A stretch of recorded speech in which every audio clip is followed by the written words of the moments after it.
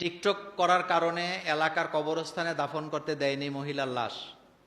ইসলাম এ ব্যাপারে কি বলে? দেখেন, কয়েকটি অপরাধ আছে। এই অপরাধগুলা যারা করে তাদেরকে জানাজা দেওয়া কি নাই জায়েজ নাই। মনোযোগ আসেনি আপনাদের? কয়েকটা অপরাধ আছে, এই অপরাধগুলি যারা করবে তাদেরকে জানাজা দেওয়া কি নাই জায়েজ নাই। এক নম্বরে যে মুরতাদ, ইসলাম থেকে যে কি হয়ে গেছে, বের হয়ে চলে গেছে, ইসলাম সে মানে না, তার বক্তব্য হলো আমি ইসলামকে স্বীকার করি না, তার জানাজা পড়া কি নাই জায়েজ নাই। দুই নাম্বার, নামাজকে যে অস্বীকার করে, নামাজকে অস্বীকার করে, এটা একটা ইবাদত নিয়ে অনেকে বলে না যে সেজদার মতো সেজদা একটা দিলেই হয়, এরকম বলে কিনা? তো সে তো নামাজকে অস্বীকার করলো। নামাজ কয় ওয়াক্ত বলেন তো? 5 ওয়াক্ত। যে ব্যক্তি নামাজ পড়ে না সে কাফের, এই কথা বলেছেন মুহাম্মদ সাল্লাল্লাহু। তো সুতরাং বেনামাজি জীবনে নামাজ পড়েই নেই, মাঝে মধ্যে পড়ছে, তার জানাজা দিবেন।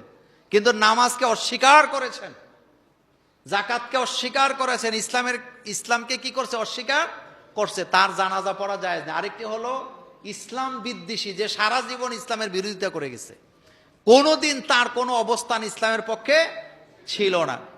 আর এই মহিলা যেটা করছেন, সে কবিরা গুনায় লিপ্ত ছিল। সে কিসের মধ্যে লিপ্ত ছিল?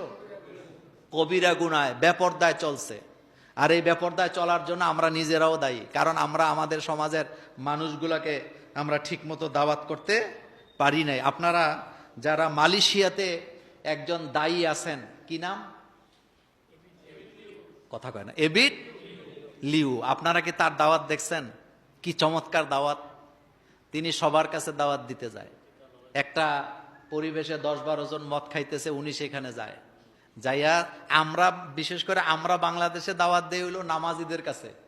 যেমন আজকে যে আমি ওয়ালটা করলাম, এটা কি আমি নামাজিদের সামনে করছি না বেনামাজিদের সামনে? তা আপনারা তো ইসলাম মানেনি, কিন্তু আপনাদের সামনে বারবার আমি রিপিট করতেছি বক্তব্য। কিন্তু যারা নামাজে আসে না, যারা এই অপরাধগুলি করে, তাদের কানে তো দাওয়াতটা পৌঁছাইতে পারলাম না, তারাই ওয়াজ শুনেও না। এই জন্য যেই মেয়েটা টিকটক করলেন, তাকে জীবিত থাকা অবস্থায় দাওয়াত পৌঁছানোর দরকার ছিল।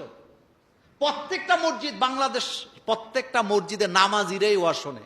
তো নামাজিদের সামনে নামাজের ওয়াজ করলাম, কিন্তু যারা নামাজে আসলো না তাদের সামনে তো ওয়াজ করতে পারলাম না। এই ব্যর্থতা আমাদেরও আছে না নাই?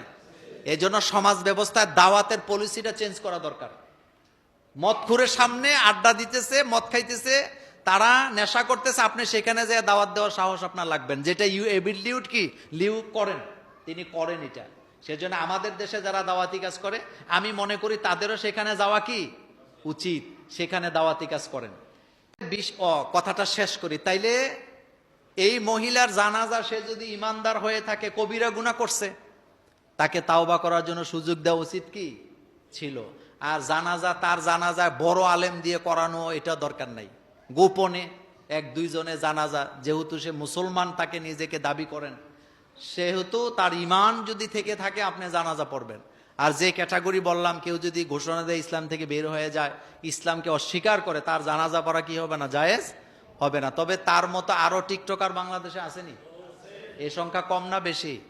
কিন্তু কোনো আইনের কোনো কি নাই, বালাই নেই।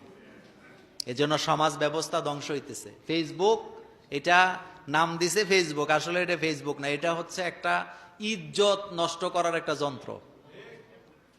ইজ্জত নষ্ট করার কি যন্ত্র। আল্লাহ পাক আমাদেরকে হেফাজত করুক।